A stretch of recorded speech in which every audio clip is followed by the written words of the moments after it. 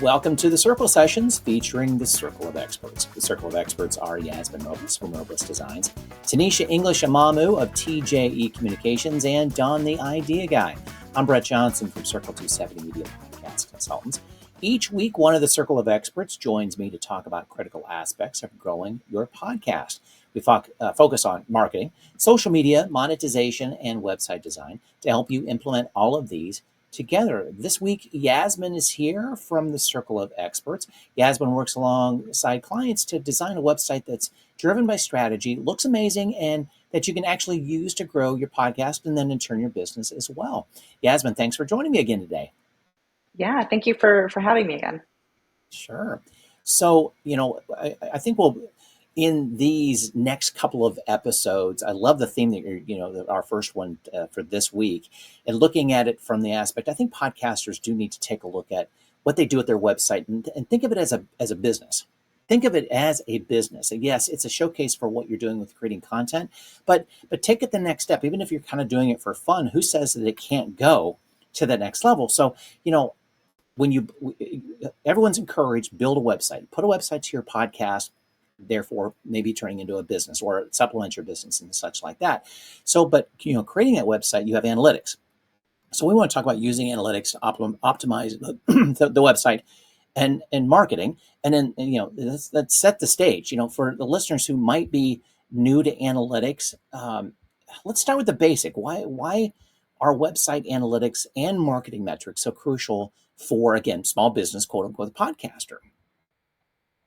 Yeah, so analytics really provide an invaluable insight into how your website and your marketing is being run, the efforts, and is it really performing? So as an example, if you are running a social media campaign, whether it's organic or paid, you want to see how that's affecting your website traffic, your website, what the users are doing there. Basically, you want to understand the user behavior, track those conversions, and really identify what's working and what needs some improvement. Essentially, they really empower the data-driven decision-making. Right. And you're not doing this alone. Obviously, there are tools that are there that you can put into the website for those analytics. How can our listener think about choosing the right tools to track that performance for the website?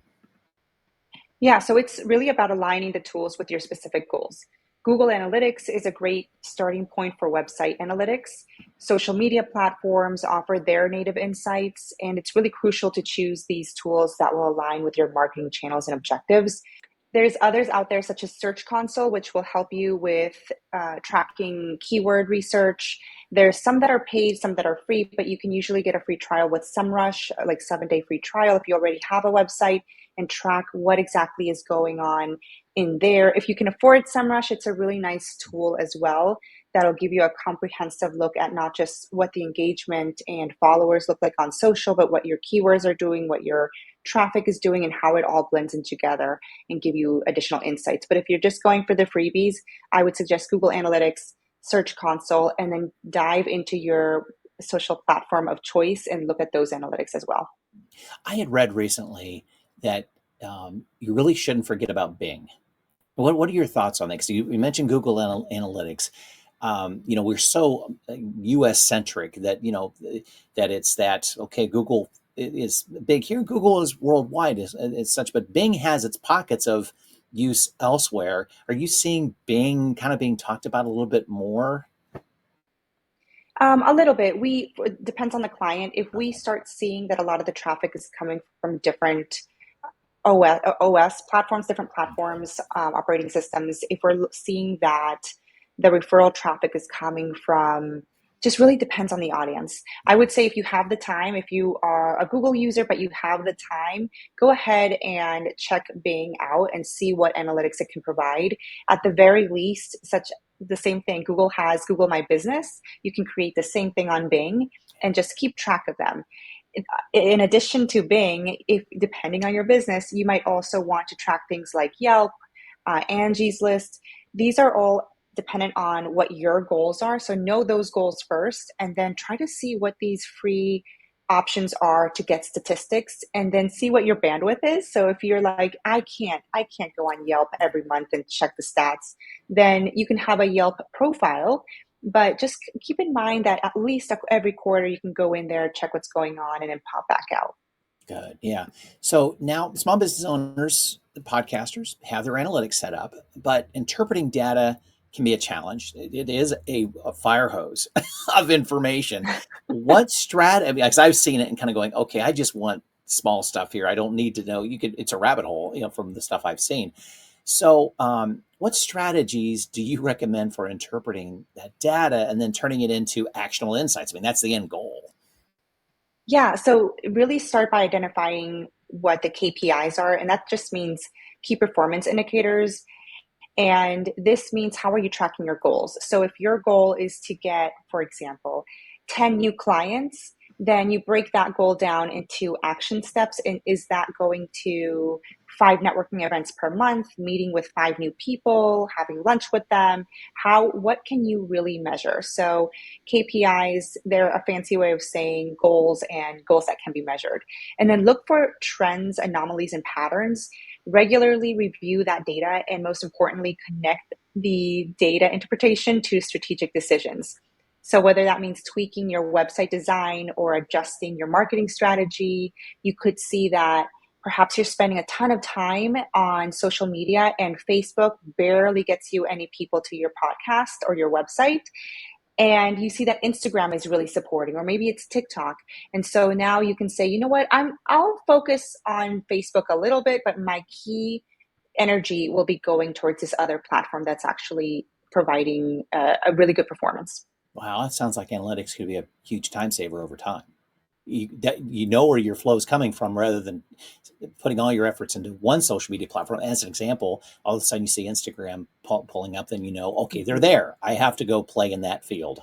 That's Yeah. interesting. Wow. So Not we just not just time though, it saves you money because if you're going once you true. get to a certain level and you want to run paid campaigns, or you're getting a VA or a marketing, or if you hire us and we're your marketing, your fractional marketing department, you want to know exactly, you want to tell us what that history is and say, you know what, in the past, Instagram has been the best growth for us. I'm okay with looking into Facebook again, but this is what's worked. And so somebody like me stepping in and supporting you, it'll just help us instead of kind of going by trial and error and figuring that out. We already have that historical data and we can hit the ground running so much faster. Yeah. So those strategic decisions are key.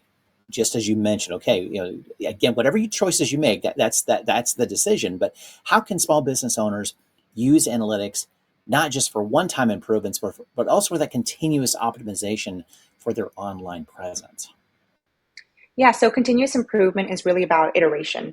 Regularly reviewing your analytics, set those benchmarks, and experiment with changes.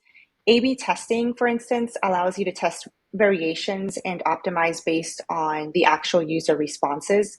And it's an ongoing process, just like your website, just like your marketing strategy. It's a continual evolution, but really regularly reviewing those analytics will set you up for success. Gotcha. So could you go a little bit more into that A/B testing? It's thrown out there a lot. Do you have a high level explanation of how that A/B testing works? Because I know it comes. I've seen a lot of examples of it being even testing, seeing different titles for podcast episode. Maybe play.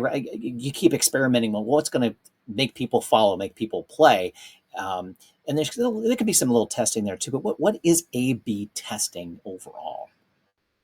Yeah, so thank you so much for calling me out on my jargon. A/B testing is A/B testing is basically you take two different items and you test them out. So, for example, if you sell apples and you're trying to see which ones will sell more for the same price, you would have red apples and green apples, and then you would see which one sells out, right? And they could be next to each other, but it could be also that they are on different entrances. So you're essentially testing out what sells out. For a website, that could mean, and there's a couple of different ways to do it depending on your platform, but that could mean having two different landing pages for a specific sale that you're running. Okay. And the tweaks that you make on that, it could be the copy, It could be the imagery. Maybe one is a really short page, just to the point for that, whatever it is that you're selling. And the other one is a lot longer with more testimonials. And then you can see which one sold more, which one got more conversions, depending on what it was, whether it was a freebie or a paid product. The other one that is email. And that one it's a little bit easier because you can split your audience and say, okay, to this segment, I'm going to send this email. Again, it could be a difference between the images, the copy, whether it's longer or shorter, and the other ones get something different. And then you can see when they opened it, what was the difference? What was the conversion rate? It could also be just a subject line change to split to each of those people. So one has subject line A, one has subject line B, which one got more opens, and then when you continue to do that, you start finding those gems and you start saying, okay, every time I put an emoji, it gets more opens. So maybe we should start pivoting to adding emojis to the subject line. Yeah, I'm glad you brought up email because that came into my mind too when you were talking about that. I see those options on emails that are the software that I use, no matter what it is. They always have A/B, and that might be the easiest way to kind of go in and experiment. It's like, oh, now I understand A/B testing. Let's try it with the newsletter that we put together because it is very Mm-hmm. simple to do. Just change the line, see what goes on. You're not going to Yeah. lose anything in the long run, but it is kind of interesting to see what triggers people to open it sooner or later, or that's even if it's like you said, a simple emoji in there or not. Maybe it's that just because it shines a little bit differently in their email list when they get it from you. Yeah, that's good. That's Mm-hmm. good. So as we wrap up, what practical tips or takeaways can you share with our small business owner, our podcaster, to make the most of the analytics in their digital journey? Yeah, so don't be afraid of looking at the numbers. I know some of my clients, they say when we're onboarding them, they say we only get 50 views per month. It's not enough for us to do anything with that data, and it's probably just us looking at our own website. That's still, you at least know how many views you're getting per month, and you know where that traffic might be coming from. So that's a start. Don't be afraid of the numbers just because they look you might think that your competitor has better numbers, but don't be afraid to regularly go in and check them. Just like you should be checking your financials for a business, you should be checking your numbers for analytics. And just embrace the power that analytics provide to you. And it's not really a daunting task. It might take you a little longer to get used to the platforms and going through, for example, Google Analytics or Search Console. But once you get the hang of it, it should just really be a quick 30-minute task, just kind of overview of what's going on. Yes, you can dive in deeper, but just take 30 minutes, put it on your calendar at least once a month, and then set those clear goals. So choose the right tools and interpret the data strategically and consistently over time and just iterate. It's definitely a journey. It's a continuous improvements that really pays off in the long run. It's a marathon, but it will it will help you Yeah. create very important business decisions based off of how your marketing is doing and how your podcast is doing, how to promote. And that way, if you work with an agency, you come to us and you want to work alongside us, you understand exactly when we say, hey, we're going to run an A/B test. You'll say, okay, that's perfect. I have some analytics to back that up. And then you can play the game in the long term. Yeah. Your advice there is the same as we talk about for podcasters too, for their analytics for the specific episodes. You can be disenfranchised, unhappy, unsatisfied with the numbers on each episode, but it's the long run. It's how do they work in the long run. Even digging into more than just downloads about where are they listening, how long do they listen to. So it's the same concept. It's exactly the same concept. Just have patience with everything you do because the analytics will eventually tell you a story.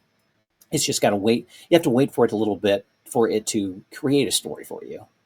Yeah, ultimately. Yeah, yeah, and if you don't take anything else away from this, if you say, you know what, I just do not have the time to look at analytics, just make sure you're tracking it and that it's all installed. That way, later on in 2 years, when your podcast is a little bit more streamlined, it's booming, you've hired someone like Brett to take care of it, you can now go back historically and say, okay, 2, 3 years ago, what were we doing? How are we performing? And then now that I have more bandwidth to write blog articles, focus on SEO, or go out into the networking community, Mhm. how has it changed? And so even if you take nothing away, just make sure you're recording those numbers somewhere. Exactly. So our listener has an interest. They want to get a hold of you because they're ready. If nothing else, they want to do an A/B test. You're just excited about saying, "This sounds fun. Let's do it. I want to know what's going on with it." How can they get a hold of you? Yeah, so if you want to run an A/B test, want me to explain some jargon, or you want to download a freebie, you can go to roblesdesigns.com. For that freebie, it's roblesdesigns.com/checklist. You can also find us on Instagram at Robles Design Studio, where we post a ton of funny reels and things like that. But definitely get in touch with me, even if it's just with a list of jargon that you want explained. I'm more than happy to. That sounds good. And if you get a podcast going right now and you want someone to listen to it, or you've got a podcast website, you want them to take a look at it, have the combination of both. We're doing audits. Go to circle270media.com and let's audit your podcast, because it could be a combination of the podcast as well as the podcast website, lots of other things. I mean, that's why we have the circle of experts, is because we all come together and we offer different pieces to help you get your podcast going where it needs to go, your business where it needs to go. And usually those two work together. So you can go to circle270media.com to get that together for us. So, Yasmine, thanks again. Appreciate it. Yeah, thank you for having me.